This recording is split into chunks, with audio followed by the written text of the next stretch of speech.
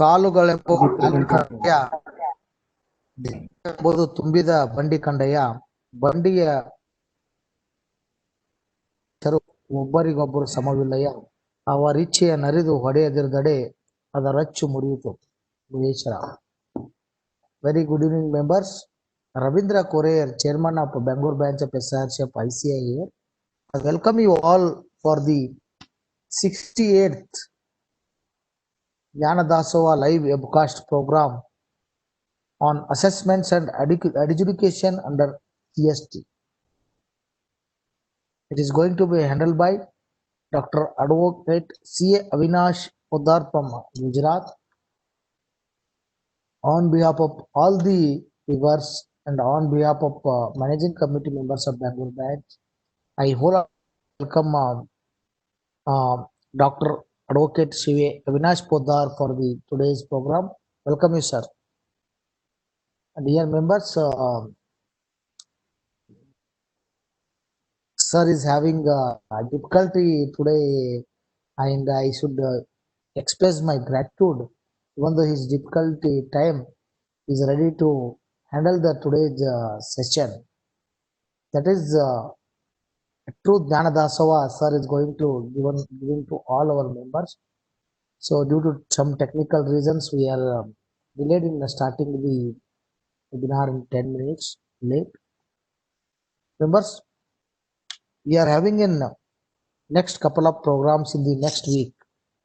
On 14th October, we are having session on cooperative institutions, challenges and solutions related to income tax by CADR Venkatesh.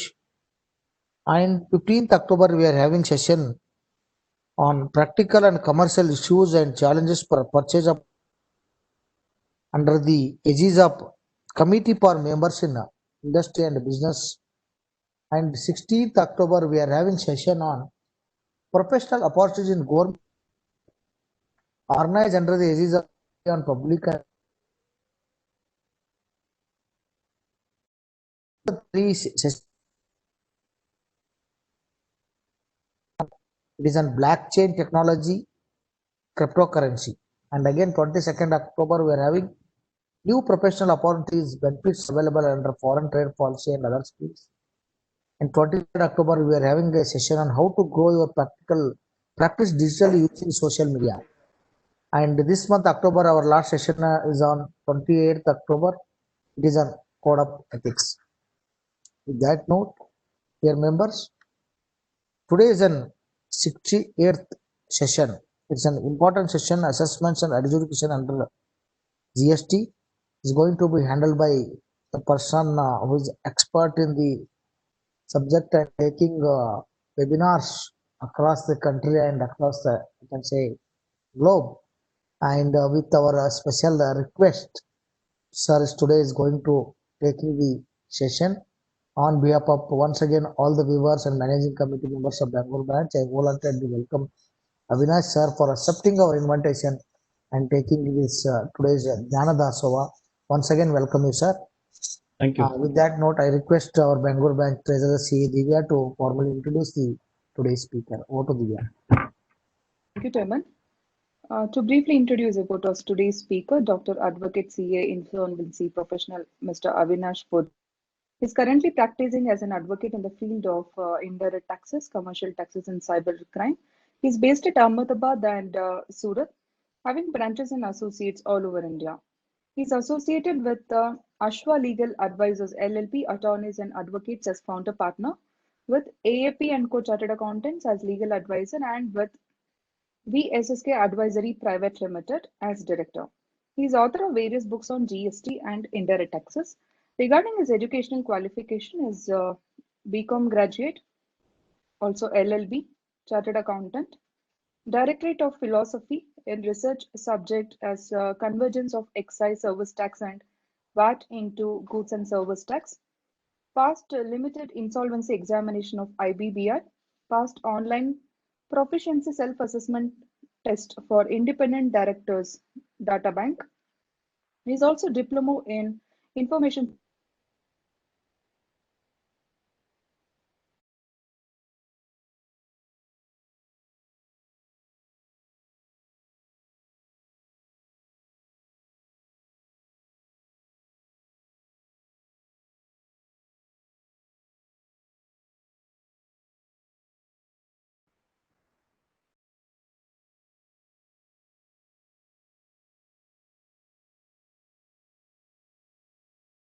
direct as well as indirect taxes, and since April 2017 is practicing as advocate. With this very brief introduction, I welcome you for today's webinar, sir. Over to you.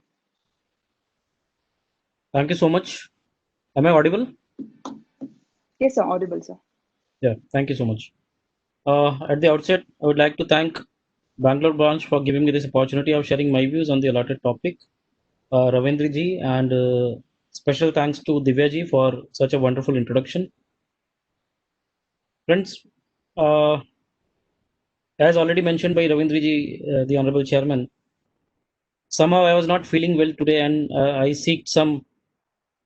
Generally, what we do is we seek some extensions and adjournments. So I also prayed for small adjournment, but somehow because of the number of participants, the Honorable Chairman requested me, and therefore it's my duty, and I'm there before all of you, and I'll try to share my views in relation to the topic which is given to me. The topic is assessments and adjudication. Uh, Please allow me to share my screen. Manish, allowed to share the screen. You can share, sir. Already you are present, sir. It's not allowing me. Share button is not working. Just a minute. Let me try. No.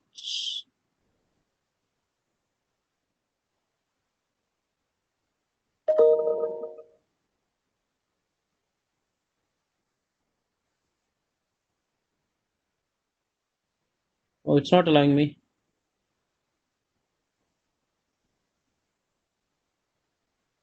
I'm not able to share my screen. Yes, sir. 1 second, we are trying. The share button is disabled.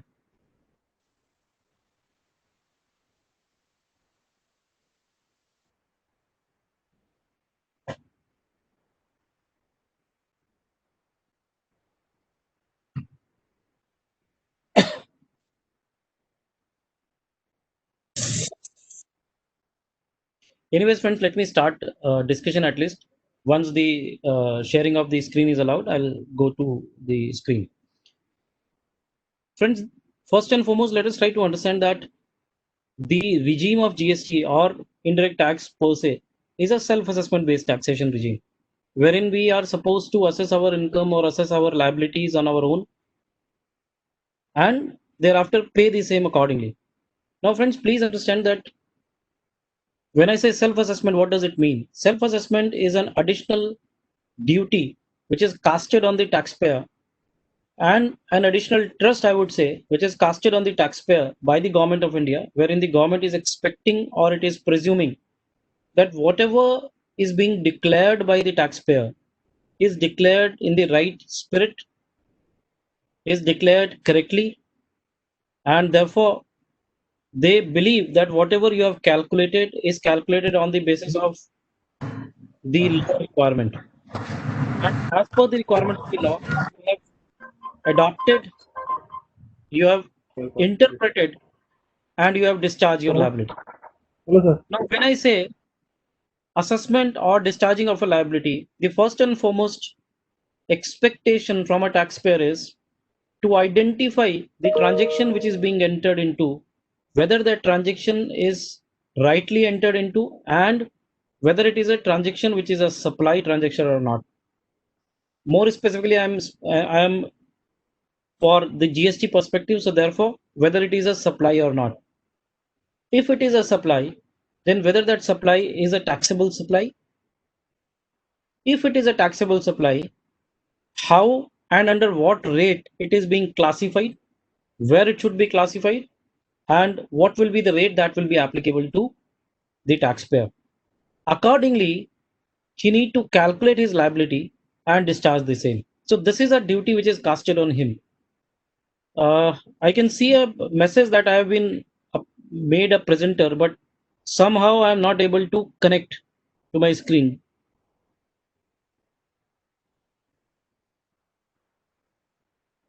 Just let me try once again.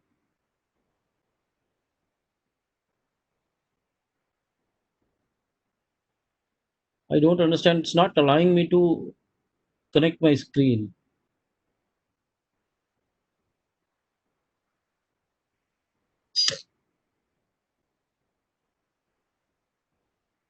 No, it's not allowing me to share my screen.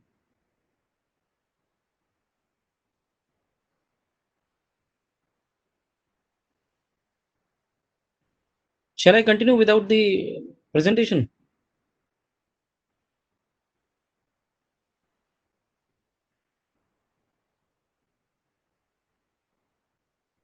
I'm not able to share.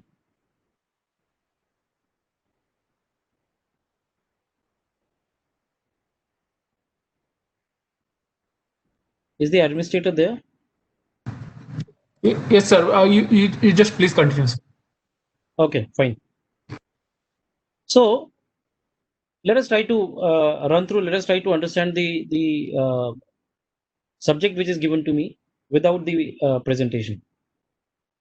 So first is I need to deal with assessments, and as we were discussing that it's a regime which is a self-assessment based regime. And when I say self-assessment, we need to understand and appreciate one thing, that as we have already discussed, that you need to assess the transaction whether it is taxable, if it is taxable, on what rate it is taxable, calculate the liability accordingly and discharge it. And once you discharge it, you will have to file a declaration in the form of return, wherein you will show the entire calculation and the mode in which you have calculated the same.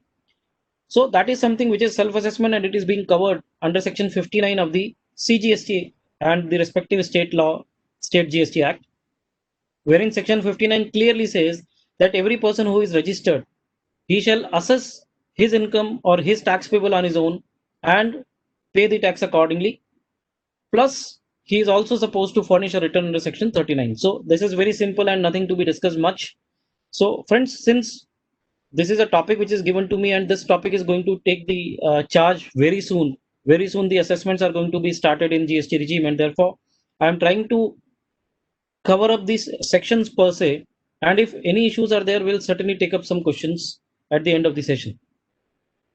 And whatever issues I have faced, or I pretend or I believe to be like I believe that the issues can be faced by the taxpayer, I'll certainly try to touch upon all those issues. Now, second is section 60. So when I see the provision, it says provisional assessment. As we all are aware, friends, we all are chartered accountants, we all are aware that provisional assessment is something wherein we are unable to assess the value, or we are unable to assess the rate which is applicable, or we are unable to assess the taxability. In all these cases, an opportunity has been given to a taxpayer. An opportunity, rather, I would say an additional opportunity has been given to a taxpayer, wherein the taxpayer can approach the appropriate authority, which is specified in the law, as per the procedure laid down in the rule, and he can seek a provisional assessment. Let me try to substantiate and let me try to share what exactly I mean to say. See, there are two options which is given in law. I would say one option you all are aware of, that is advance rulings. At the same time, most of us are of the view that advance ruling authorities are not giving the orders as per the, what I can say, as per the law. They are more or less, the orders are given without application of mind, as per my view. Maybe I may be incorrect, but this is my view, that most of the opinions, most of the rulings, pronouncement which are given by the advance ruling authority is not at all appropriate. And therefore, there is, as per my view, section 60 is yet another opportunity which is given to a taxpayer, that in certain circumstances, like when we refer section 97, it specifies there are these 5 or 6 situations or questions which you can raise before the advance ruling authority, and the advance ruling authority needs to pronounce the rulings for the said questions which you have raised or the applicant has raised. At the same time, there is a procedure and there is a provision under section 60 of the law which says provisional assessment. It says this: where taxable person is unable to determine value of goods or services or both, or to determine the rate of tax applicable. So if you are confused that what will be the value of supply or what will be the rate which is applicable, then you can request to the proper officer in writing the reasons for making payment of tax on a provisional basis. You can specify the reasons why you want to make the payment on provisional basis, and the proper officer may allow you to make the payment of tax as per the rate or the value determined by him, and then he is supposed to issue a final order. So, in short, the provisional assessment is nothing but where you are confused about the value, where you are confused about the rate which is applicable to the supply. Then, in that case, you can approach the proper officer, and then the proper officer will examine your application, your request, and if he finds it okay, then he can issue an order. He can say that this is the amount which has to be paid, or this is the value on which the tax has to be paid, or this is the rate which is applicable to you, and accordingly you can make the payment of tax. And that is why, and that is how you will get provisionally assessed. Now once you are provisionally assessed, then it becomes the responsibility of the said proper officer to evaluate the situation and issue the final assessment order. Once the final assessment order is issued, if there is any difference to be paid, you are liable to make such payments. And if there is excess payment at the time of provisional assessment you have made, then you can take back or you can claim the refund of such excess. This is the provision of section 60. Now,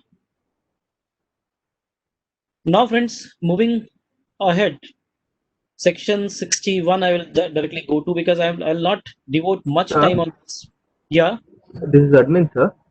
yeah, yeah. Sir, in case you're not able to share it, can you just send us the PPT? So I'll share it from my side. I will do that. I'll do that. Just give me 1 minute. Yes, I'll take a break and I'll share it. Just give me 1 minute. yes, sir, sure.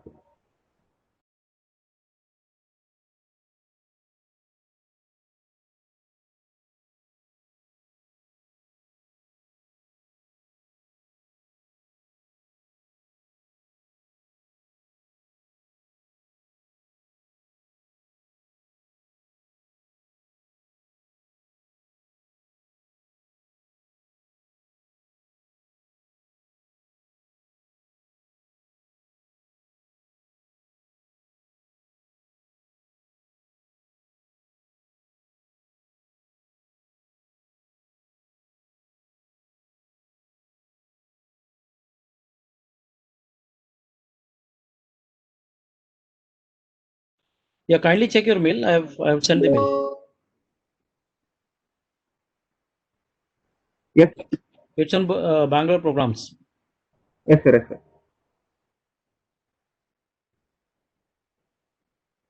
Have you received?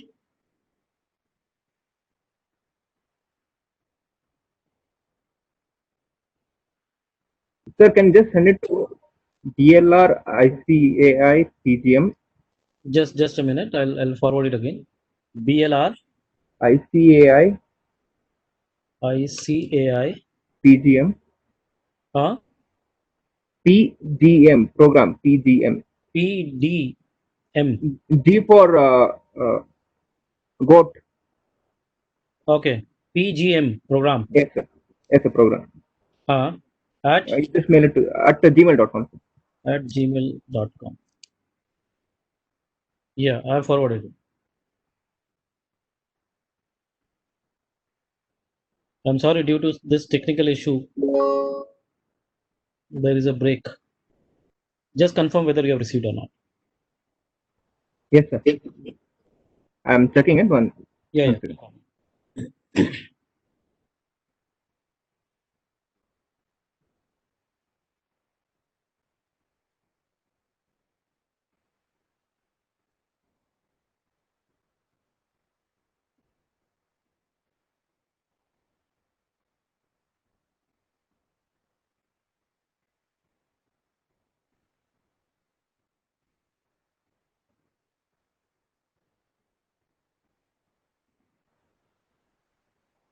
Sir, I have received it. I'll be putting it in a 2 seconds. Sir. I'm Please. downloading it. Yeah, yeah. Please do that. Yes.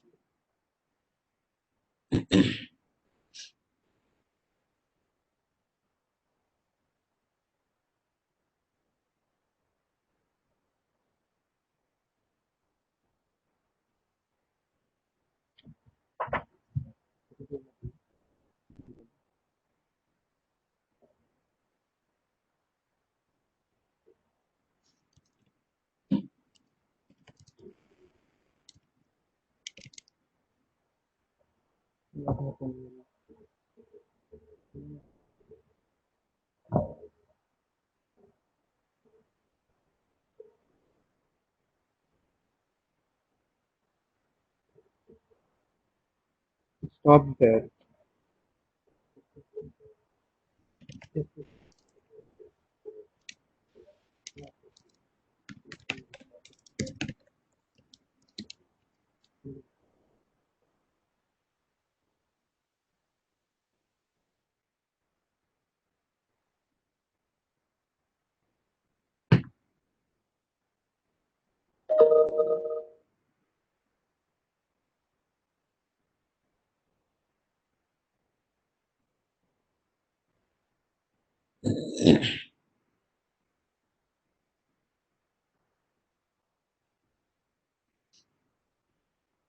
Some problem is there?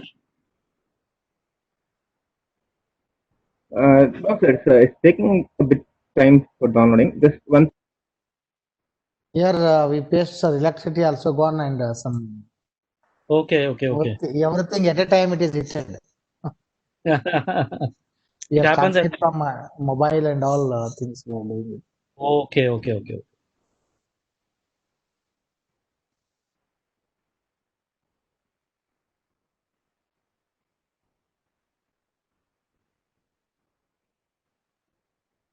So is there any problem with electricity at Bangalore, or it is because of rains?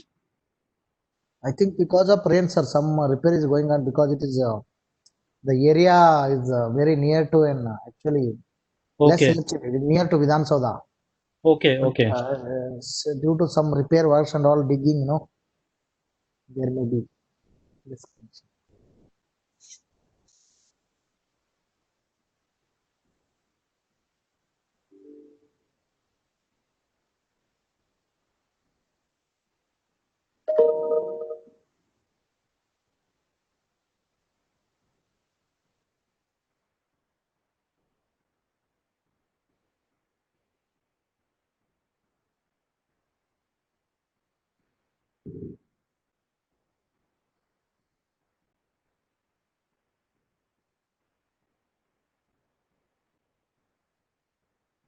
Yes.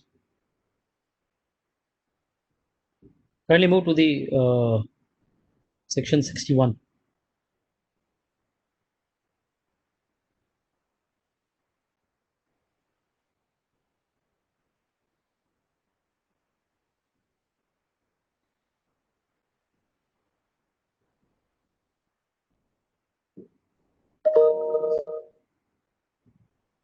Yes.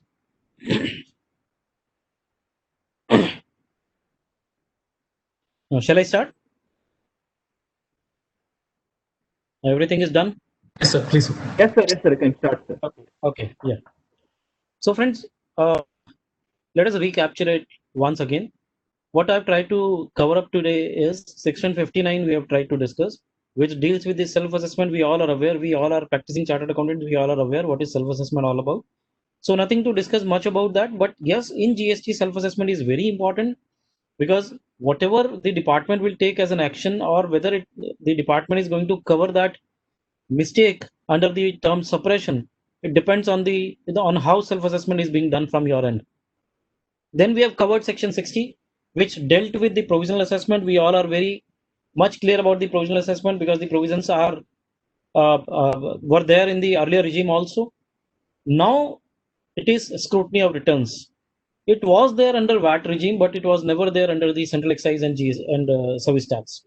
So what is the scrutiny of returns? As I've already said, I'll not be covering the law per se, but what I will try to do is I'll give a glimpse of the entire provision so that you have an idea about the same. I'm very sure that you all have read the GST provisions. You all are knowing the provisions, but still try to understand from my perspective also. Maybe something new can be brought in.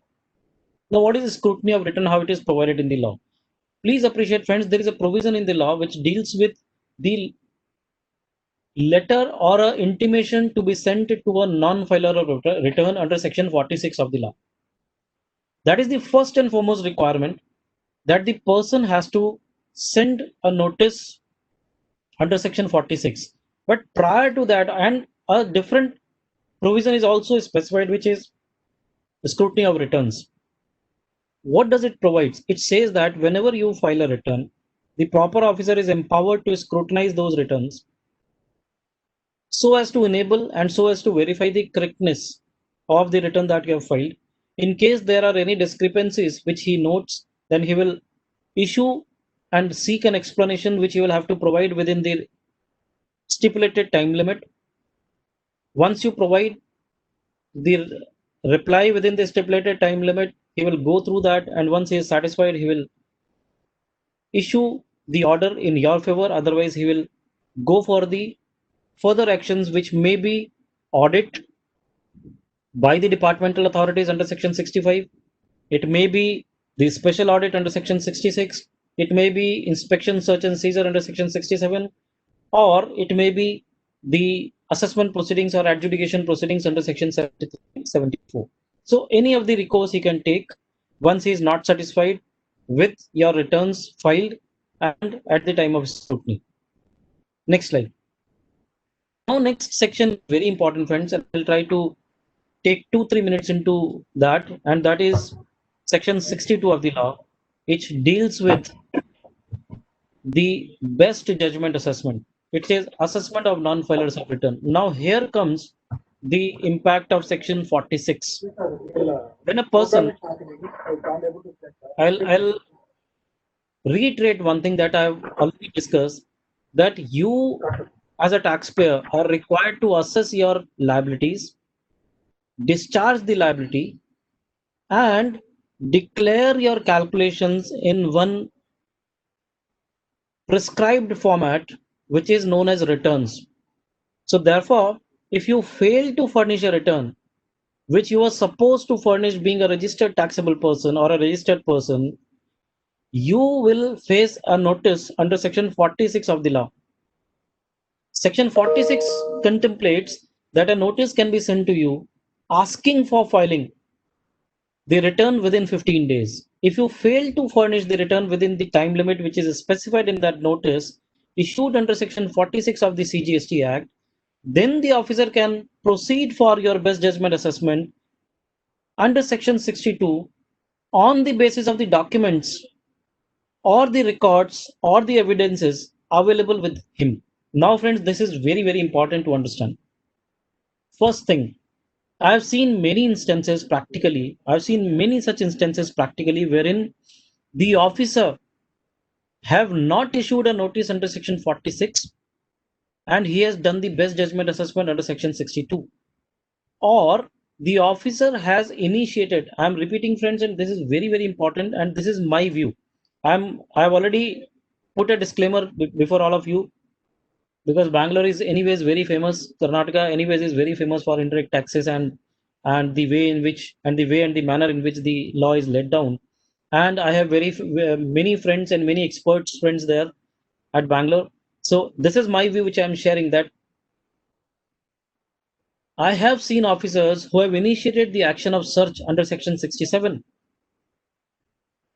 merely because you have not filed the returns. Now my submission is they cannot do that.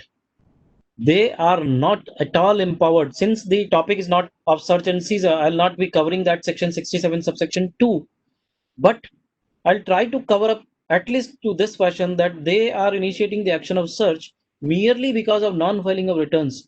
Can they do that? As per me, the answer is absolutely no. If you are a non-filer of return, the law contemplates that first and foremost, the section 46 notice has to be sent to you. A 15 days opportunity has been prescribed in the law, which needs to be given to you, and the officer has to ask you to file the return within that stipulated time limit.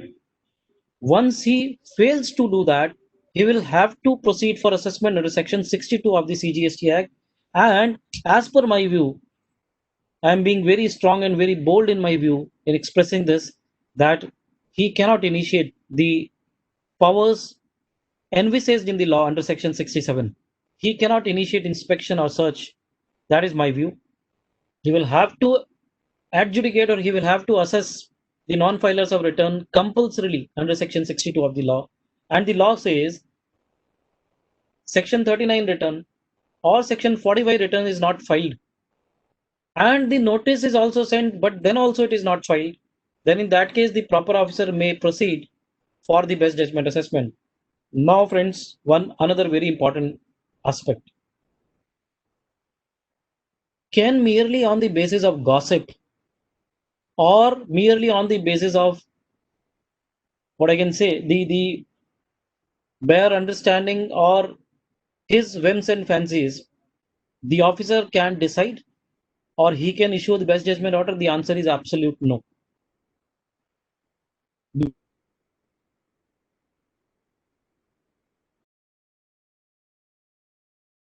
Merely on the basis of his, what I can say, whims and fancies, thought process, his belief, he will have to have the evidences. He will have to have the material which needs to be gathered and which should substantiate that yes, this was the liability of this taxable person or the registered person, and he has not discharged this liability, and therefore the assessment for such non-filer is mandatory to be done. I hope you all are getting this point. It cannot be merely on the basis of wild guess. That is the point which I am trying to raise. It has to be properly supported with material evidences that this is how the liability is being calculated. May that be the material evidence, can be the credits which are claimed by your recipients to whom you have made a supply. If there is any possibility with the GSTN that if from X GST number, these are the supplies made and these are the credits which have been claimed by the recipients, then that can be one of the material which can be gathered and which can be utilized for the purpose of best judgment assessment. There can be another ways and means in which you can gather. You can get the information.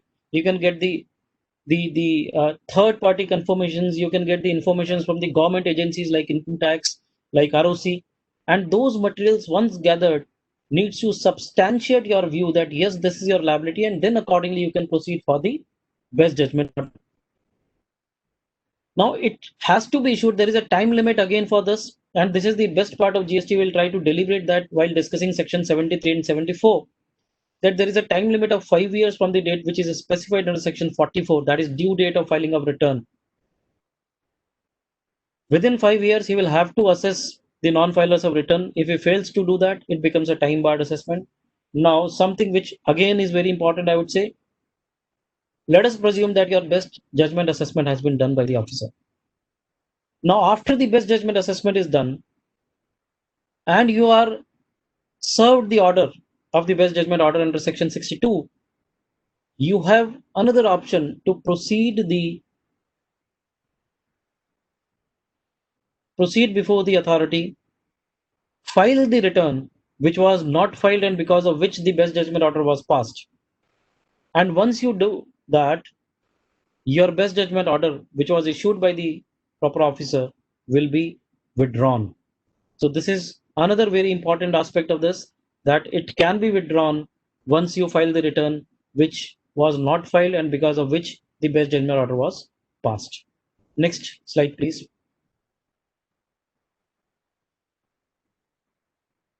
Friends, this is assessment of unregistered person. This again is a best judgment order, but this is for the persons who are not registered but which were supposed to be registered. We all are aware, friends, that there are two terms which are generally used in the statute. One is taxable person and the other is registered person. So taxable person is a person which is defined in the law, which says that a person who is registered or who is liable to be registered. So if you are liable to be registered, you are a taxable person, irrespective of the fact that you have not taken the registration or your registration has been cancelled, the officer may proceed to assess your tax liability on the basis, again, on the basis of the material which is available with him to the best of his judgment for the relevant tax period. And again, the time limit is same. Within 5 years, he will have to issue the order of the best judgment or the assessment order, and that best judgment order or the assessment order cannot be issued without issuance of an SCN and without affording an opportunity of being heard. So friends, this is as simple as a simple understanding. Please move to the next slide, please.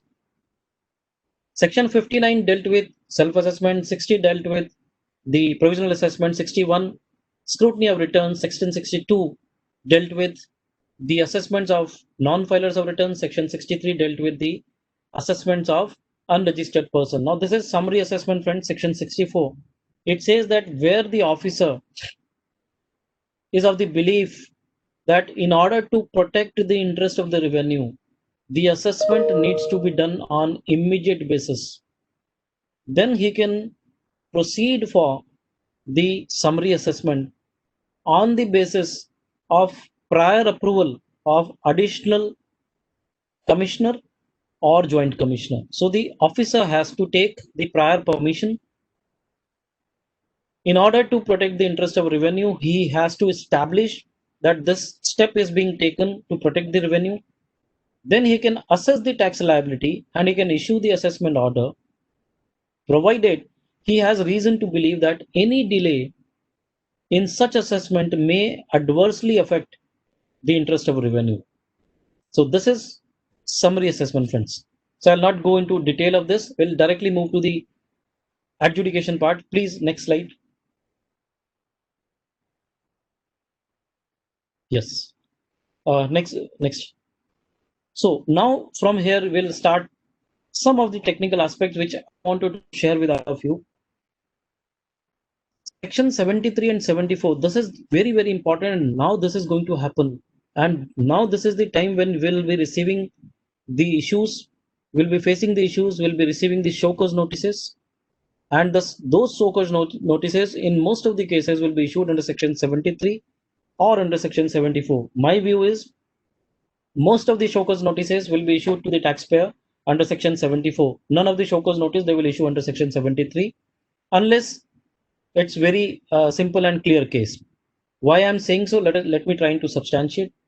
But before deliberating onto this, give me 5 minutes so that I can take you back to the era of service tax and excise, and let us understand and appreciate what is the difference in that era and what is the best part of GST law.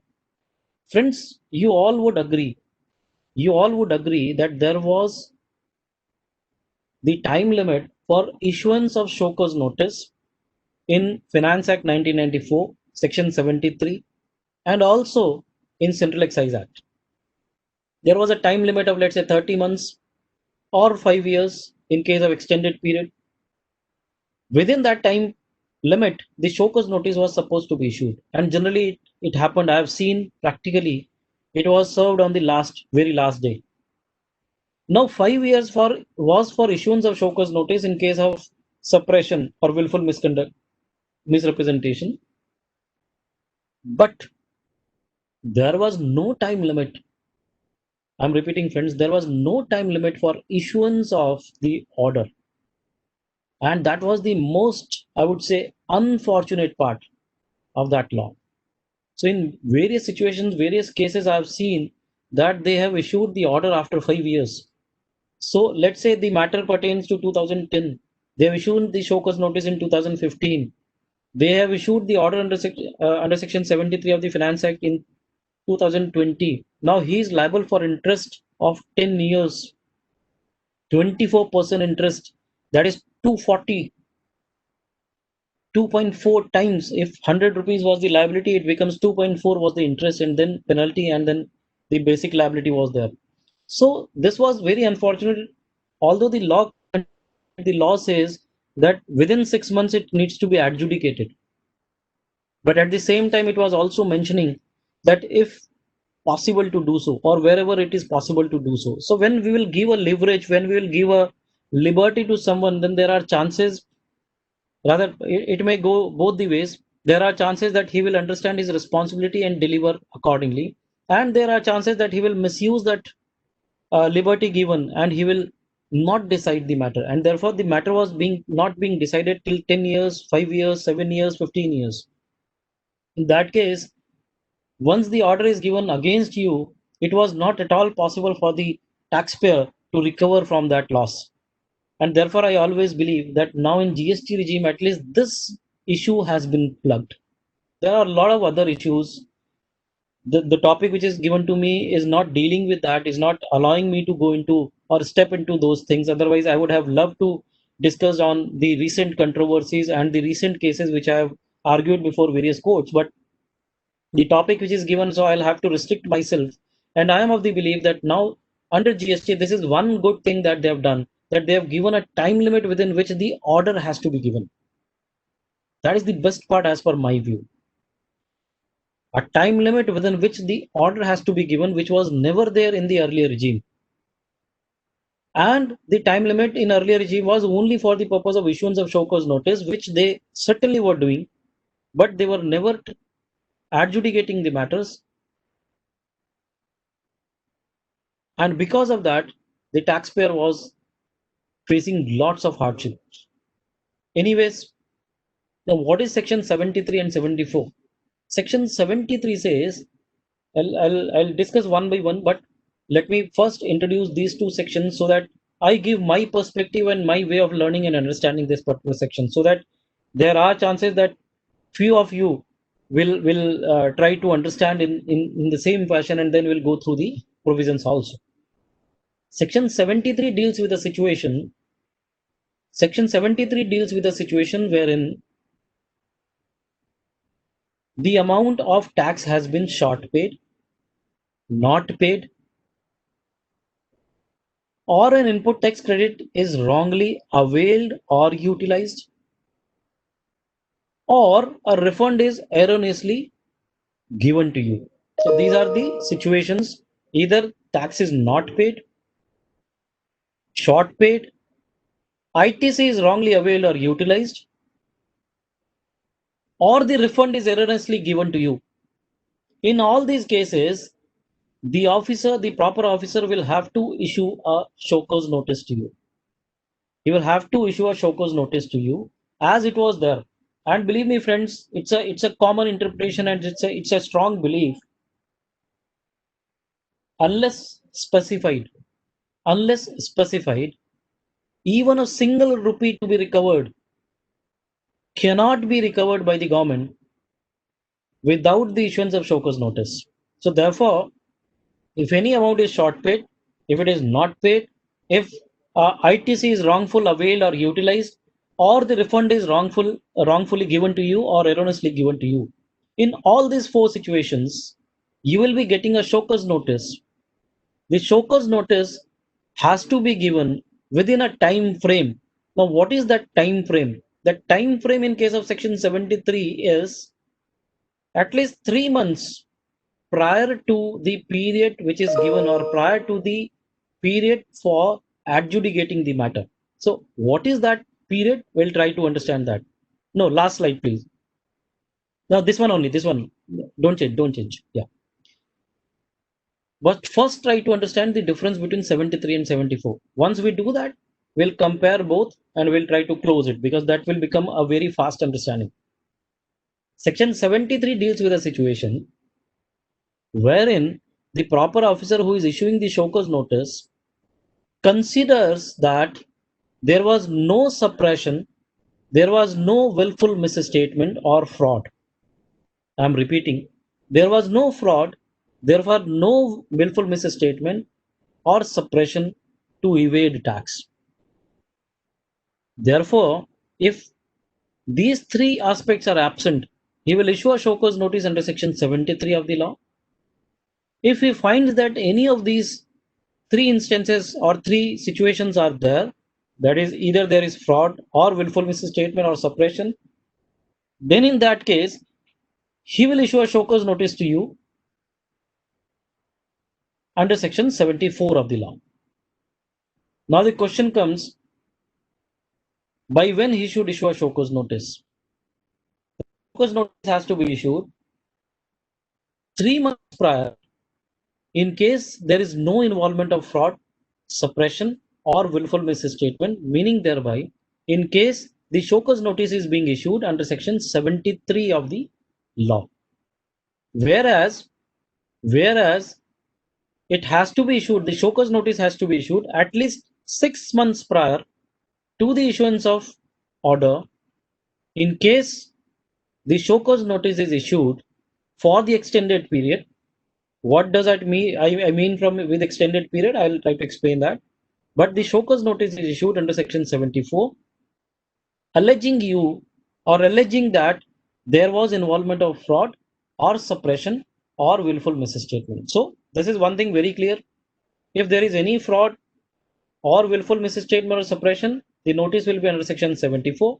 The notice will be issued at least 6 months prior to the issuance of order. Now, when the issuance of order has to be there, just give me 2-3 minutes, so I'll go into that. And if there is no fraud, suppression, or willful misstatement, then the show cause notice has to be given at least 3 months prior to the adjudication. Now, what is the time limit for passing of this order? In case of section 73, it is 3 years from when? From the due date of furnishing of annual return of the financial year to which that short payment pertains. Correct? Now, for section 74, this time limit is 5 years, meaning thereby extended period of 2 years is given to you in case where there is fraud, suppression, or willful misstatement. They are presuming that they will not be able to catch the event of fraud or suppression or willful misstatement. Or let me put it in this fashion, that they are giving extended period for the recovery in situations which are covered under fraud, suppression, or willful misstatement. Now, friends, please appreciate one thing, that it says 3 years from the date of due date of annual return, or 5 years from the due date of annual return. We generally are pressing the government for the extension of due dates of annual return, which we have done, which we are continuing to do even for 18-19, and we are asking for the extension of dates. This is just a submission which I am making. It has no connection with the topic which is given to me, but yes, it is again my view which I have recorded long back. I have shared with all the professionals. I got some good comments also, at the same time some critical comments also. So that is not an issue. My humble submission is no extension should be sought, because if we are seeking an extension, we are also seeking the extension of time barring under section 73. Just let me give an example. For 2017-18, the due date of filing annual return was 31st December 2018. Now it was finally extended till 31st January 2020, I believe, or maybe 19. So it was. So now calculate 5 years from that date, the date which was finally the last date for filing of annual return. So we have extended the time barring from 2018 till 2020. That is 1.5 years has been extended. So now they have this extra time. The officers have this extra time for the purpose of issuance of show cause notice, which as per me is not correct. And what is our prayer and what is our fear? Our fear or prayer is we will not be able to execute the audits. We will not be able to execute the filing of GSTR 9 within the time limit which is given to us. And then thereafter, they will levy the late fees on us. So we can seek the waiver of late fees. That is my submission. Yeah, next slide, please. So now we have tried to understand the difference between the section 73 and 74. Now, please try to understand and appreciate what is show cause notice. This is the first stage of litigation in GST. So therefore, I have initially shared that now it's the time that we need to tighten our belt, be ready with the provisions of the law, and be ready to face the notices. Because now once the audit will be completed, the scrutiny of returns will be completed, the other assessments or search actions will be completed. Now they will start issuing the show cause notice. And therefore, I believe that this is the first stage of litigation in GST. It can be issued. There is a format, there is a structure for issuance of a show cause notice, that you need to initially give the details of the taxpayer. Then you need to mention the facts. Then you need to mention what allegation you have. And then you need to mention why and how you are substantiating your view and how you are calculating the liabilities and issuing the show cause notice. So therefore, the show cause notice is to be issued for proposing the demand of tax, interest, fees or penalty, and it is required for taking the action with respect to payment of tax collected from any person which has not been deposited with the government exchequer. Under GST, the department is certainly required to show cause notice when you have not paid the tax, when you have short paid the tax, when the refund is erroneously taken, or when the input tax credit is wrongly availed or utilized, or where any demand of tax, interest, fees, or penalty is to be proposed as a result of any inquiry, that is search, seizure, or search or audit. So in that case, the show cause notice will be issued to you and it will be adjudicated. Next slide, please.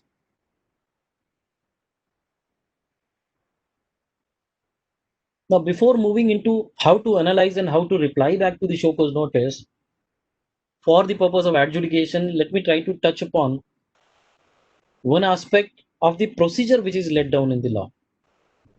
I do not have any presentation for that, but this is Rule 142, which is very relevant.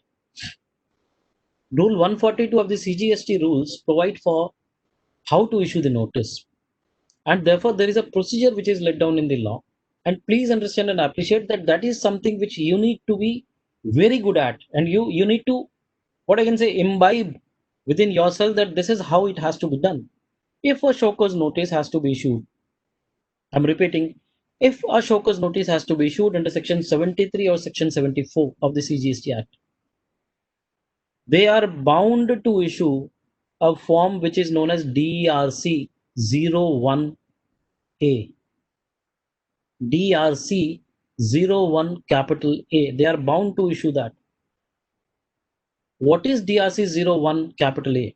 It is an intimation or a communication by the departmental officer to the taxpayer in part A of that form, specifying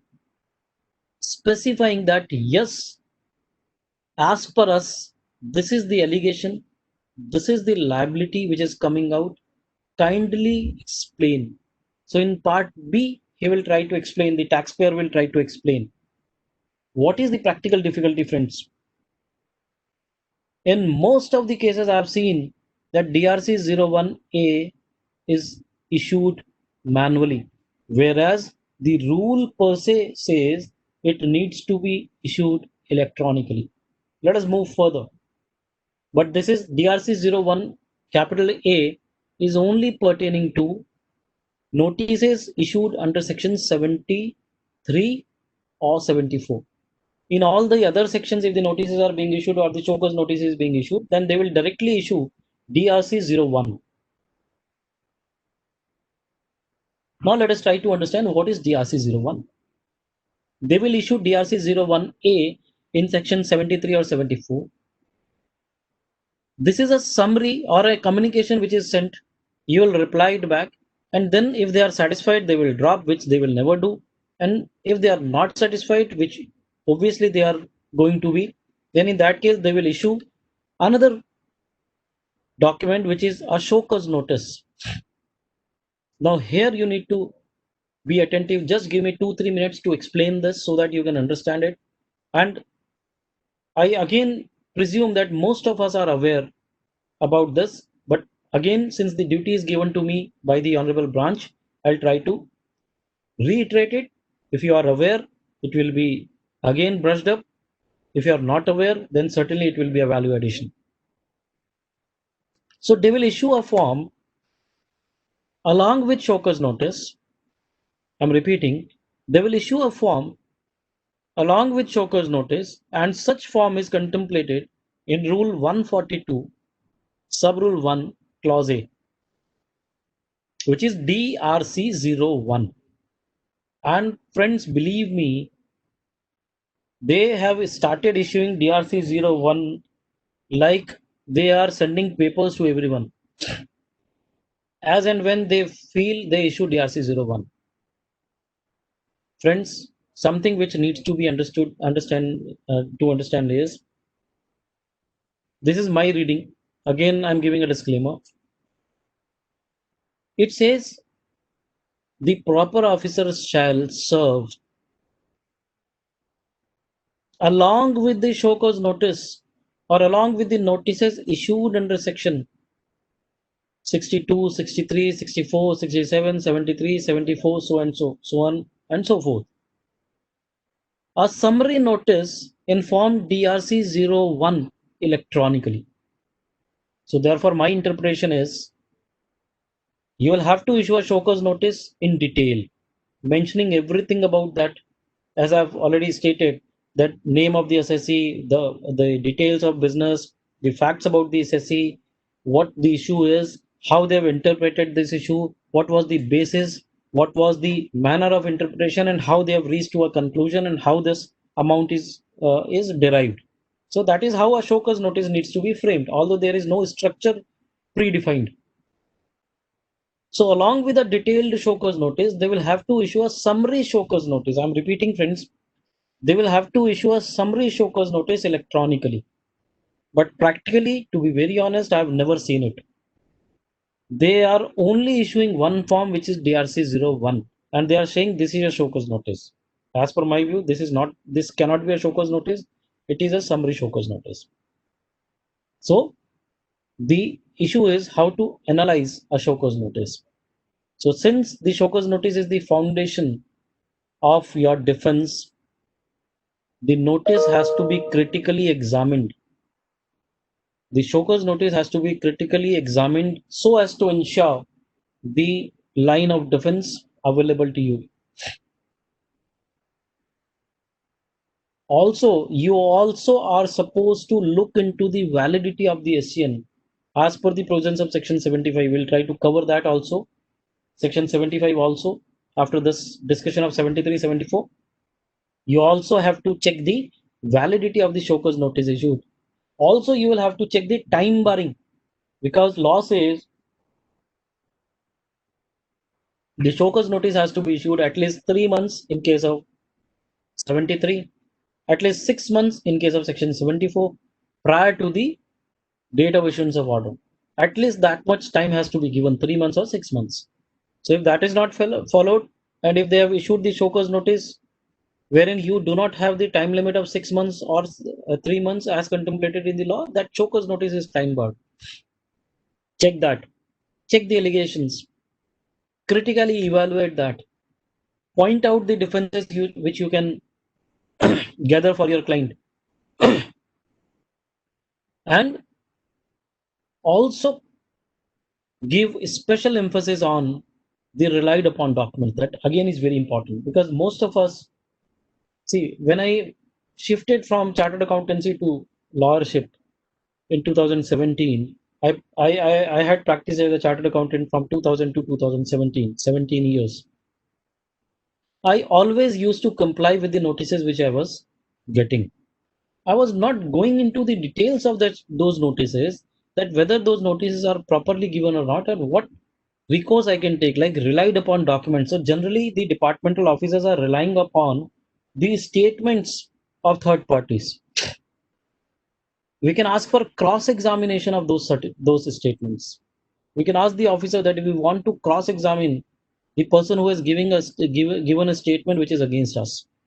So therefore, while examining the show cause notice, we also have to go into the details of the defenses, the validity of the show cause notice, the time barring, and the relied upon documents.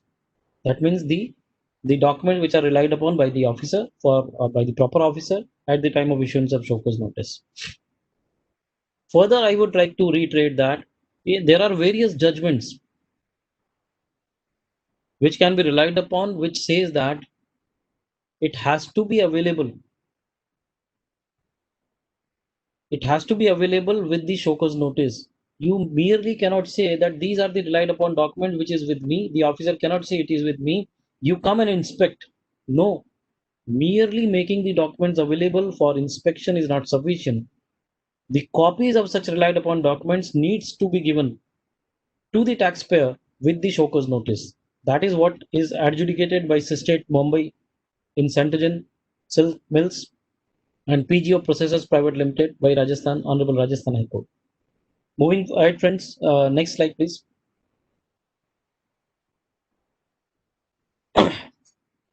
You also have to check jurisdiction. Now, friends, time is less, and since I have already said that I was not feeling well, but I would certainly like to delve into this topic of jurisdiction, because jurisdiction under GST is also going to play a very, very important role, because now we all are aware that after the decision taken in the 9th GST Council meeting, there is a jurisdiction which is with center and there is a jurisdiction which is with state. It has been, the taxpayers have been classified, it has been distributed between the center and the states on various parameters. You also need to check the jurisdiction. Now, when I say you need to check the jurisdiction, does it mean that a show cause notice can be issued only by your jurisdictional officer? In most of the cases, the answer is yes. In most of the cases, the answer is yes. But in few of the cases, like it was decided in 9 GST Council meeting only, and then they have issued a notice, a CBEC letter dated 5th October 2018, wherein they have said that in case of intelligence-based investigations or enforcement actions, the jurisdiction will not be applicable. So let us presume I was covered into the CGST or central. The officer of state cannot issue a show cause notice to me. But in case of enforcement actions, intelligence-based enforcement action, then in that case, even I am covered with center or I am having the jurisdiction of center, the state officers can issue a show cause notice to me. So that was allowed. So you also need to check the jurisdiction and understand whether the notice is issued by the proper jurisdictional officer or not. If it is not issued by the proper jurisdictional officer, then you are free to challenge the show cause notice, and the show cause notice per se will be set aside by the officer or by the proper or the appropriate authority. Further, you are also supposed to check whether the show cause notice has been issued as per the monetary limits. There is a monetary limit given by way of a circular as well as by way of a notification, wherein it is stated if you are a superintendent, then maximum amount of notice can be, or maximum amount for which you can issue the notice is 20 lakhs. That means maximum amount which you can adjudicate is 20 lakhs. It is not only issuance of the show cause notice, it's about the adjudication of that show cause notice also. When it comes to DC, it may be a higher amount.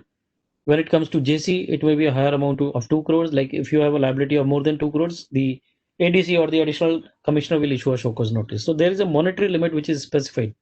You also need to check the monetary limit. The only point which I'm trying to make here is, for getting adjudication done, you are supposed to reply to a show cause notice which you have received. Merely replying to a show cause notice is not sufficient.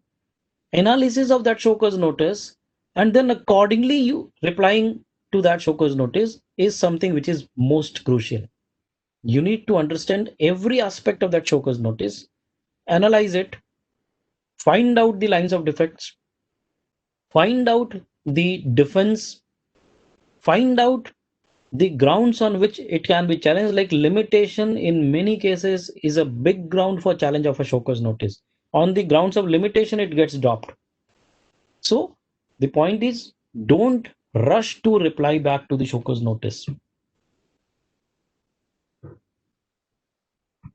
Look into the facts and circumstances, look into how it is alleged, look into what best reply you can file, what is the defense available with you, and then you jump into the replying of show cause notice.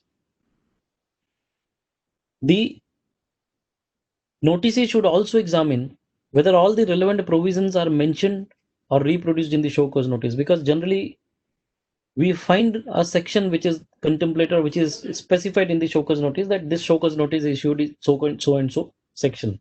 But there are circumstances, there are certain instances wherein no section is specified. So you can challenge on that basis also. Rule 142 we have already discussed. Rule 142 is very, very important. This is a judgment of Rajkamal Builder Infrastructure Private Limited. I have argued this matter before the Honorable Gujarat High Court.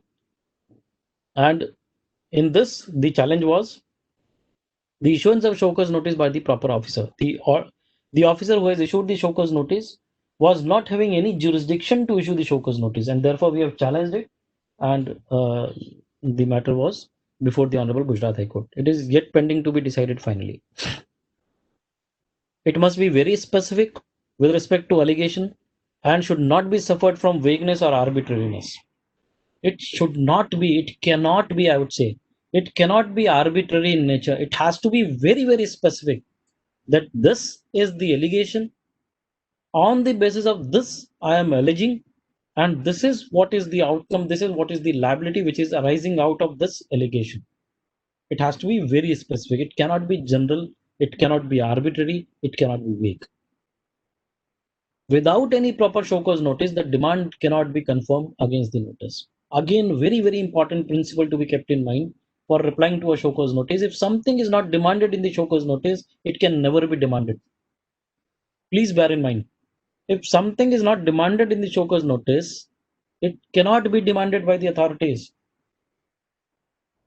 Had it been a situation that the time barring is not there, or they have the time for issuance of the show cause notice, they can issue a second show cause notice for the similar period. That they can do. But in that show cause notice, they cannot issue an order which is never contemplated or never specified in the show cause notice. I have come across this situation also in one of the orders issued by an authority at Madras. I filed an appeal, and I am also moving to the Honorable Madras High Court for the same matter, because what they have done, they've issued a show cause notice of 10 lakh rupees, and then they've issued an order for 1 crore rupees. So that is the point which I'm trying to raise, that they cannot demand something over and above the show cause notice. Whatever they have specified, whatever they have alleged, whatever they have asked for in the show cause notice, only that amount, subject to maximum, that is the maximum amount which they can demand. They cannot demand over and above that. Further, whenever the department places any reliance on the statement of a third party and the same is not available with the noticee, it is not being made available to the noticee, then he can ask for the same and cross-examine. This I have already covered. So please bear in mind that it is not only replying back to the show cause notice, it is all about the analysis of the show cause notice, finding out the defenses, how to interpret it, what documents are relied upon, how you can challenge the relied upon documents. When I'm saying relied upon documents, to be challenged, I mean the statements which the department have relied upon. And you also need to understand that something which is specified in the show cause notice must be very, very specific. It cannot be arbitrary or vague. Yes, please move to the next slide, please. I'm sorry, I'm disturbing all of you, but somehow I could not connect my PPT, and therefore I'm bothering the branch. It's not an issue, sir. Please. Thank you so much. Settled principles. Now, there are certain settled principles which also will help us to reply back to a show cause notice. See, the topic which was given to me was assessment and adjudication. In assessment, there is not much to deliberate and discuss. But in adjudication, I was more specifically covered my session, and I've designed the session wherein I can also help and I can also share with all of you how to reply back to a show cause notice, because now we will be facing such issue, and that is how the adjudication will be done. If you are replying back in a proper manner, everything is recorded properly, even if the adjudication order is against us, it will help us in filing an appeal, in substantiating our view. It will help us at the top forum, that is Honorable High Court or Honorable Supreme Court. Even to that level, the submissions being made at the stage of show cause notice, at the stage of adjudication, is going to help us to the highest level. That is the point which we all have to bear in mind. Now, settled principles. just one minute. Yeah. Extended period is not invocable. Now, friends, there are n number of judgments. I could not specify those because of the paucity of time. That is not possible at all. But there are n number of judgments in the erstwhile regime which says that these are the situations wherein the extended period cannot be invoked. So when I say extended period, please appreciate 3 years and 5 years. This 2 year is the extended period which can be invoked by the proper officer by way of issuing a show cause notice or issuance of a show cause notice under section 74 and not under section 73. Which are those situations which are already settled that an extended period cannot be invoked? First is where the issue involves the interpretation of law.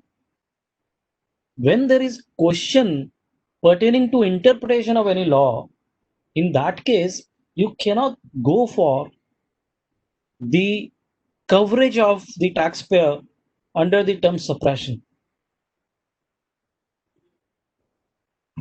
If there is some doubt about the interpretation, and because of that doubt, some tax has not been paid, or it is short paid, or erroneous refund is given, you cannot invoke extended period. You cannot say that this is willful misstatement, suppression, or fraud as per the settled principle. Let me share an example.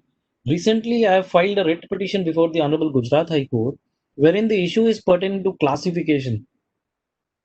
There is a notification which is 27/2017, wherein it is said in the notification that if you are using a brand name,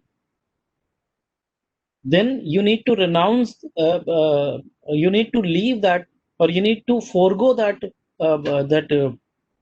actionable claim power by way of issuance of an affidavit, which is specified in the annex of 27/2017. Now the authorities are creating an issue that it is a brand which is a registered brand, and therefore you are not covered into the exemption of 2/2017, and therefore you are liable to make the payment of tax. So this is an interpretation problem, my dear friends. And since it is an interpretation problem, everything is there which is recorded in my books of accounts. My turnover, it is a 400 crore company. It is recorded in my books of accounts. You cannot say that you have suppressed or you have evaded, you have intended to evade the tax. It is because of the interpretation of some issue that the short payment have occurred, and therefore the extended period cannot be invoked. Second is bona fide act.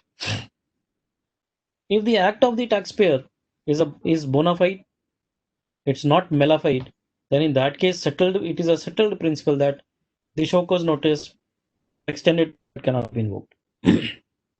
The issue is a subject matter of litigation for considerable period of time. There are a lot of issues which are there unsettled since long, related to construction industry, works contract, renting of immovable property. A lot of issues are there which are unsettled, which are still pending before the higher forums, not yet adjudicated, subject matter of litigation. In all those cases, you cannot say that I have intentionally planned to evade the payment of tax, and therefore I have committed a fraud, or there is willful misstatement or suppression, and therefore you cannot invoke the extended time period of 5 years. Where the confusion exists, or the general practice is not to charge service tax. In case there is any confusion of not charging any tax, then in that case also it's a bona fide act, and therefore there is no invocation of extended period. Certain principles I have written down with the help of certain cases. Element of fraud, collusion, etc. is must. Therefore, if entire data is disclosed in ST3, that is service tax return, the extended period cannot be invoked. Extended period cannot be invoked where the department itself is not clear about the facts. There are many instances where the department itself is confused, so they cannot say that there was a evasion of tax, there was a suppression, it was willful misstatement, and therefore they cannot extend the period. It cannot be invoked where the department was aware about the facts as the SSC provided the requisite information. This, friends, again I would take 1 minute and I'll try to mention my thought process. If you have any queries, if you have any confusion, I always submit before the participants and before everyone. Please write it down and submit to the jurisdictional officer. Please write it down. Whatever issues you have, whatever confusions you have, whatever doubts you have, please write it down on the piece of paper. Hand it over to the jurisdictional officer. This will make sure that the department was already aware of the issue. And after 4 years or 5 years, when they will wake up or they will come to your place, at that point in time, they cannot allege that there was suppression or willful misstatement because you have already informed the officer by way of writing a letter. Because my experience says in 99% of the situation, they will never ever read what you have written. And therefore, it will always be a shelter for you. And we can always be safeguarded not only from invocation of the extended period, but also from the levy of penalty under Section 74. Mere failure to declare would not amount to willful suppression, since for willful suppression, the positive act for or on the side of the assessee is very important. He need to establish that there was a positive act from the end of the assessee to evade the payment of tax. Merely you have missed to record something or there is a clerical mistake, you cannot say that it is a suppression or the fraud involvement is there. Next slide, please.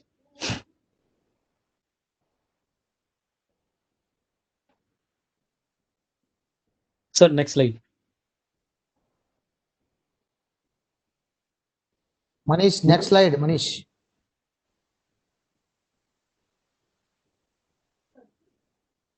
Thank you. Now it comes to voluntary payment. You might have observed in many of the cases, the department is forcing us to issue DRC 03. What is DRC 03? As per me, it is a intimation after making the payment of tax that we have made the payment of tax and we are intimating you that this is a voluntary payment which we have made.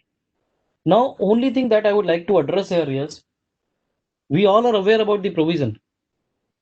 It says if you calculate your liability, maybe on your own, or maybe after the information given by the officer at the time of audit or inquiry or whatsoever is the reason, you calculate your liability, calculate your interest, pay that in case there is no suppression or fraud, you are out of any penal clause. And therefore, tax and interest needs to be paid. It needs to be intimated to the proper officer. If he is satisfied that yes, the total amount has been paid along with interest, the matter will be dropped. It says to the proceedings will be concluded. It is commonly the word which is used or the phrase which is used is the conclusion of proceedings. The proceedings will be concluded, except the proceeding under section 132. That is specified in explanation to section 74.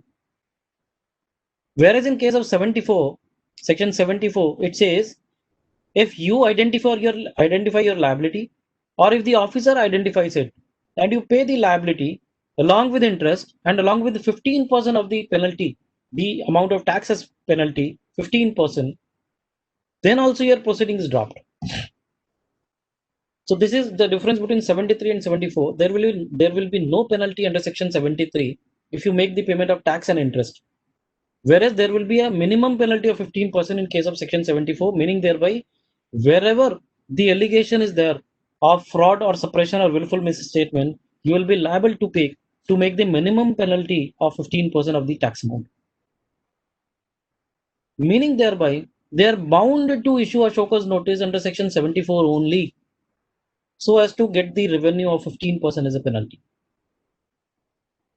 This is my view. And I've seen very rare situations, very rare circumstances wherein they've issued the notice under section 73. They always issue under section 74. And they always pressurize you to issue DRC 03. That is the intimation under section 74.5, not under section 73.5. Because under section 74.5, it will be minimum penalty of 15%.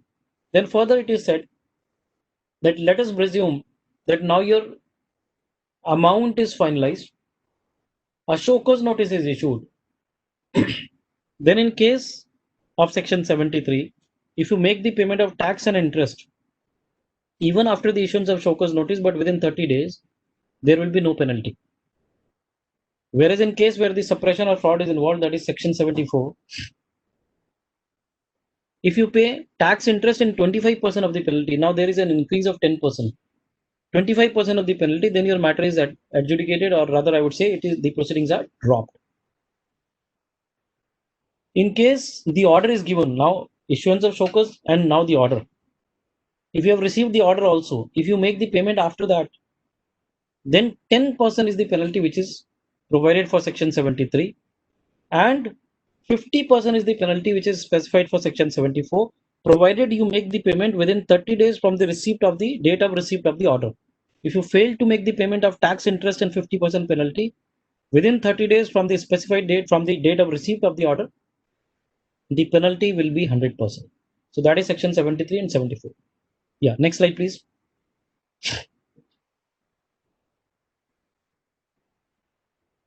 Yes. So the quantum of penalty is specified in this section 73. Before notice, no penalty. Within 30 days from notice, no penalty. Maximum penalty is 10% or 10,000 rupees. At the other side, section 74, before notice, 15%. Within 30 days from the notice, 25%. After 30 days from the receipt of the order, 50%. And maximum penalty is 100%. So friends, let us move ahead. Next slide, please. Yeah. So this was section 73 and 74. Now there are certain provisions, certain principles which are there, which governs the provision or the invocation of section 73 and 74. And these are the very, very important principles which have to be kept in mind at any point in time. You will have to keep this in mind if you want to get your matter adjudicated, or if you want to practice as a GST consultant and get the matters adjudication done.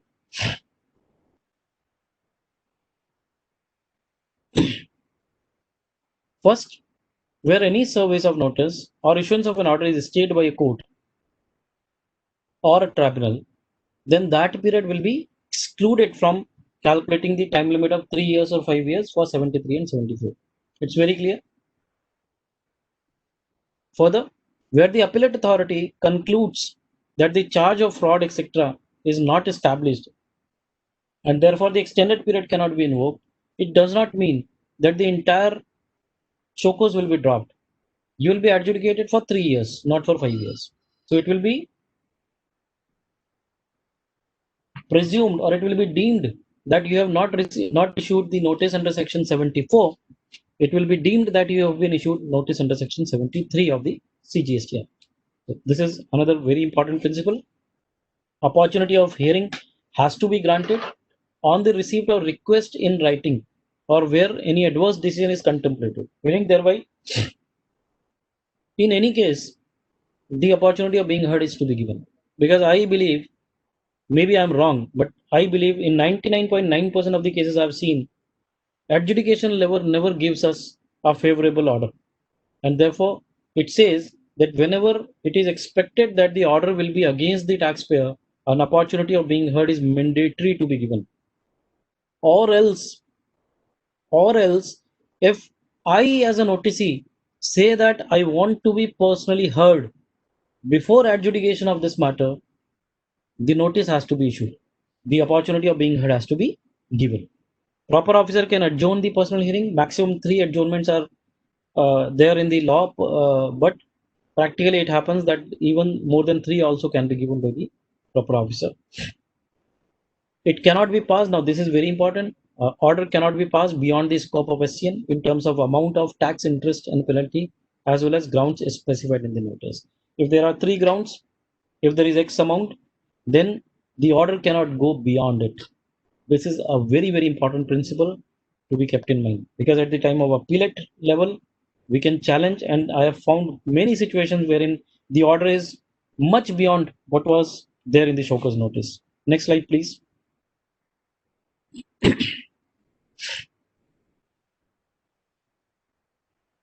Interest of tax not paid or short paid. So whether or not interest to be paid is specified in the notice, you are supposed to make the payment of interest. Interest is something which is compensatory, and therefore there is no exception, there is no excuse for payment of interest. And therefore you cannot argue that since show cause notice was not specifying the interest to be paid, I have not paid the interest. You will have to pay. The Adjudicating proceedings shall be deemed to be concluded where the order is not issued within 3 years or 5 years as contemplated in the law. Where any decision on any issue has been given by appellate authority or appellate tribunal or high court, which prejudicial to the interest of revenue in some other proceedings against which an appeal is pending before the appellate tribunal or high court or supreme court, then the period spent between the date of decision of the respective authorities at the respective states shall be excluded for the purpose of calculation of 5 years or 3 years as under section 73 or 74. Now, this is very important clause which I am going to read now. It says notwithstanding anything contained in 73-74. It means it is non-obstant clause and it overrides the section. It overrides what is provided in section 73 and 74. It says notwithstanding anything contained in section 73 or 74, where any amount of self-assessed tax is in accordance with the return furnished under section 39 remains unpaid, either wholly or partially, or any amount of interest payable on such tax remains unpaid, the same shall be recovered under the provisions of 79. They can directly invoke the recovery proceedings. I am repeating, friends. If you have filed a return under section 39, you have shown a liability of 10,000 rupees. You have paid 5,000 rupees. 5,000 is outstanding. For recovery of this 5,000, they are not supposed to issue the show cause notice. And therefore, I have always mentioned that unless it is specified in the law, even for recovery of 1 rupee, they will have to issue a show cause notice. So this is an exception which is provided in the law, that if you declare something in your return, and if you deny or if you do not pay that, the department is not going to issue a show cause notice to you again. They will directly invoke the penal provisions. Now, friends, don't ask me the question that it is not at all possible under GST regime to file a return with outstanding tax liability. And therefore, I will reinstate and I'll very strongly put forth that this clearly mentions, this clearly stipulates, this clearly provides that the return under section 39 of the GST law can be filed without making payment of tax also, meaning thereby even with outstanding tax liability, the return can be filed. Otherwise, there is no point. There is no possibility of this provision to be there in the law. And you can also read this with section 80 of the CGST. Since that is not my topic, I'll not go into detail of that. Where any penalty is imposed under 73 or 74, then no penalty can be imposed for the same act or omission on the same person under any other provision of the act. Yes, sir. Next slide, please.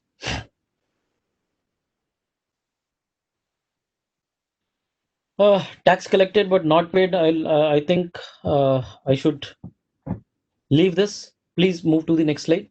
It is tax which you have collected but not paid, so it is certainly recoverable. You will have to make the payment of the same. Next slide, please. Next. Section 77, we all are aware. Tax which is wrongly collected and paid. Something which was to be collected as IGST, you have collected C&S. Therefore, you are supposed to make the payment of IGST and claim the refund back. So section 77 has to be read with section 19 of the IGST Act. And the levy of interest is not there. The only thing is you will have to pay it first and then claim the refund of it. Move further. Next. So this is the last which I will try to cover, although it was not part of my topic. But this is very important looking to the current situation, and therefore I have included this. I have very strong views for this particular section, but I'll not go into that because very soon we'll find an order of the Honorable Gujarat High Court. I'm trying to argue a particular issue. I'll not mention that because you all can read it, because I expect that by the end of October, within this month, we'll find a very good order under section 83. What is section 83? It is being misused, and therefore I have included this in today's discussion. Section 83 provides you the power of provisional attachment. Now, when I say provisional attachment, it is very clear that it is not at all a final attachment. It is merely for the purpose to secure or protect the interest of revenue that you are attaching the assets, including the bank account of the taxpayer. So kindly read with me. It says, where there is any proceeding which is pending. Under section 62, we have read section 63, 2, that is best judgment assessment in case of non-filers of returns. Section 63, which is assessment in case of unregistered person. Section 64, that is summary assessment. Section 67, that is search or inspection. Section 73 or 74, we have just read it. If there are any proceedings pending in any of these sections, and the commissioner is of the opinion that for the purpose of protecting the interest of revenue, it is necessary so to do, then he may, by way of an order which is in writing, attach provisionally any property, including the bank account, belonging to the taxable person in such manner as may be prescribed. So they can attach the bank account in the manner as may be prescribed, provided there are pending proceedings under section 62, 63, 64, 67, 73, or 74. Unless the proceedings are pending under any of these sections, the provisional attachment cannot happen. It cannot be done. There are n number of judgment, friends, wherein it is said that the attachment should be the last recourse, specifically in case of bank attachment. You cannot proceed for attaching a bank account merely on the basis of your wish or merely on the basis that you believe that bank account should be attached. It needs to be the last recourse. First, you try to recover from something else to try to protect the interest of revenue in another manner. If that is not possible, there is no other option, then only you can attach the bank account. But for that also, you need to be very much sure that this action is being taken not to harass the taxpayer. I'm repeating, not to harass the taxpayer, but to protect the interest of revenue. And the department is of the view, or the commissioner is of the view, that if this revenue is not protected at this point in time, the person or the taxable person or the registered person may run away, and this may cause a loss to the revenue. So friend, this is something which is very important. There is a very important judgment of Velarius Industries versus Union of India by Honorable Gujarat High Court. Kindly refer that. And then two judgments I have incorporated in this slide: Gandhi Trading versus Assistant CIT, and Pranith Hemdesai versus Additional Director General. And the SCA number is also mentioned of Honorable Gujarat High Court.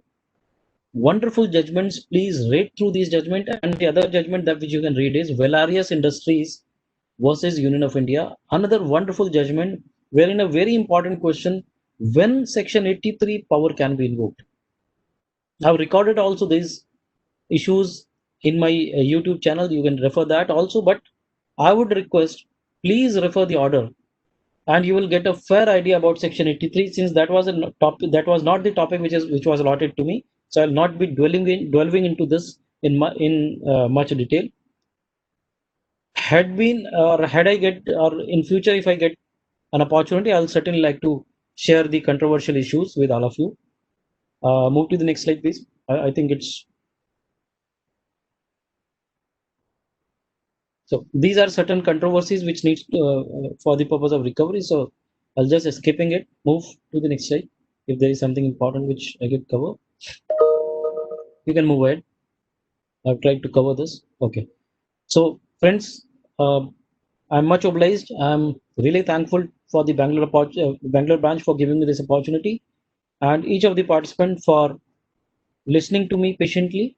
And I'll just hand it over to the Honorable Chairman, sir. Thank you so much. Thanks a lot.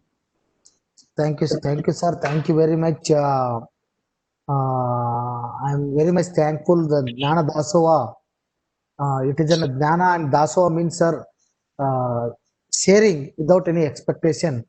That today you have did, even though you were not well, when I requested, you were readily accepted. Yes, we'll take it. So that is definitely our Bangalore branch members have got benefited for the your session.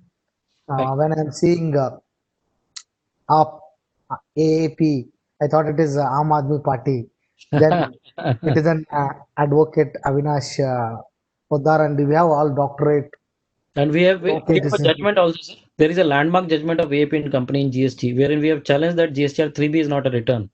And Honorable Gujarat High Court have given in favor. Now this matter is pending before the Honorable Supreme Court. Yes, sir. So it's a CA form. So, yeah, sure, sir. Thank you very much, sir. I will not trouble because only 4-5 questions you have listed. If you permit, You we can can take take up this other. question. Yeah, Yeah. yeah, you can take up this question, no problem. That is.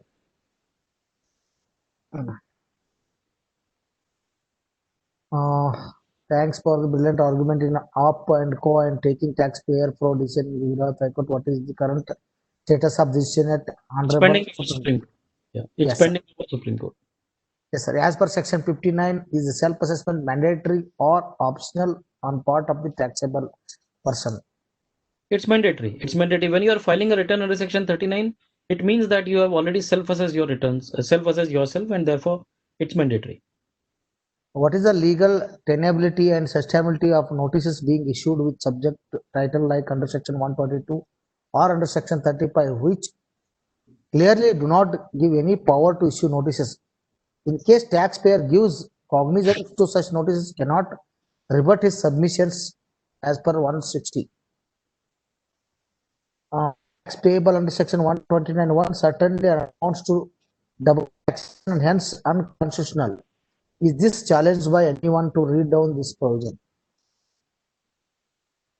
See, what I understand is what is the legal tenability and sustainability. See, there are a lot of notices which are being issued under Section 122 and 35. 122 deals with offenses and penalties. Section 35 deals with the accounts and records. As per me, the notices are certainly bad in law.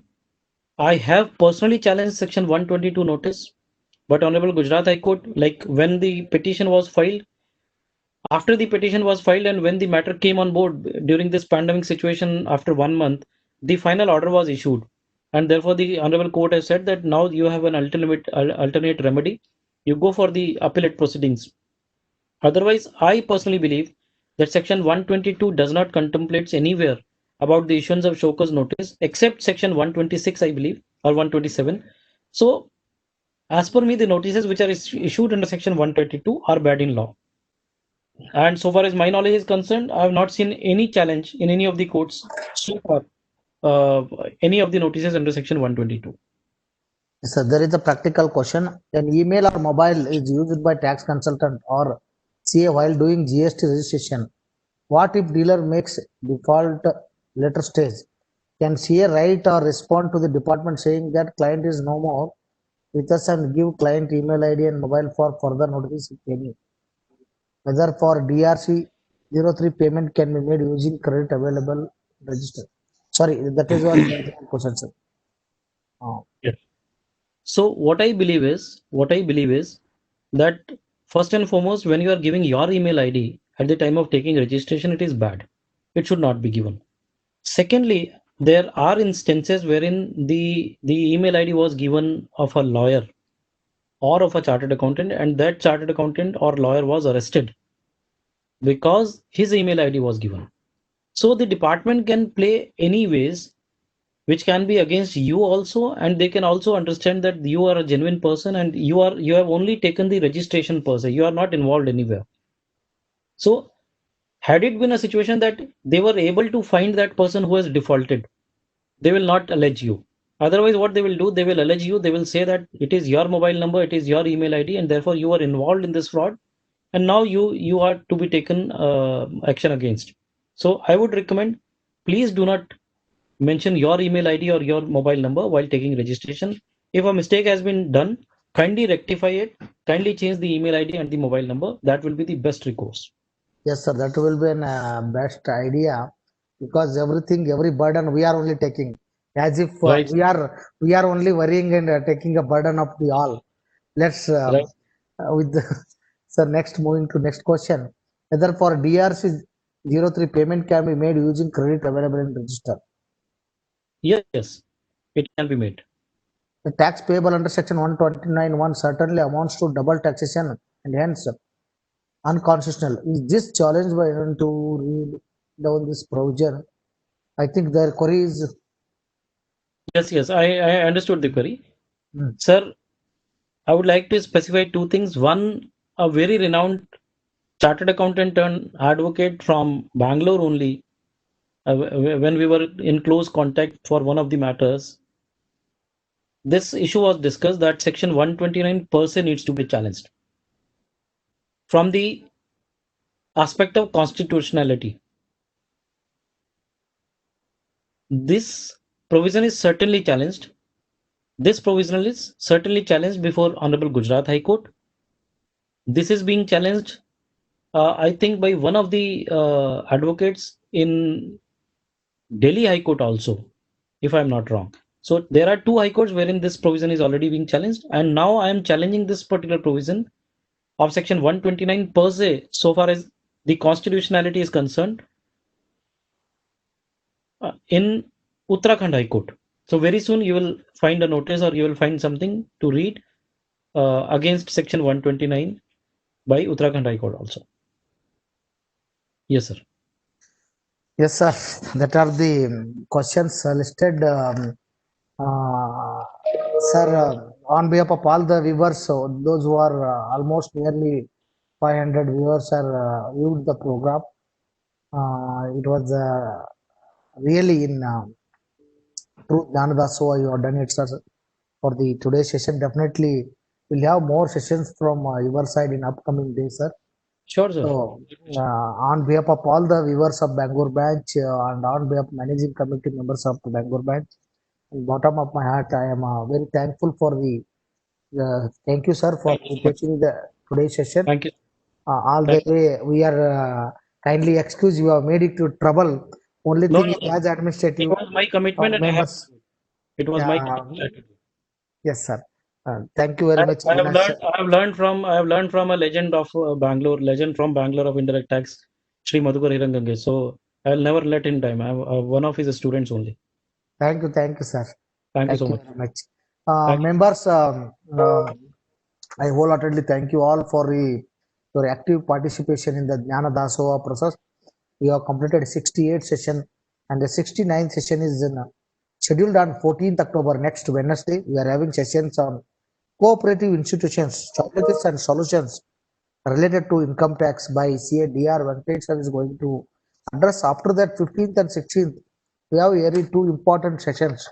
That is one from industry organized under the aegis of committee for members in industry, and another one is professional opportunities in government sector. So next week 3 sessions we have scheduled. So kindly view our YouTube channel Bangalore branch research of ICI. We are uploading all the details after 1 day program, and also the PPT will be uploading after the session in our website.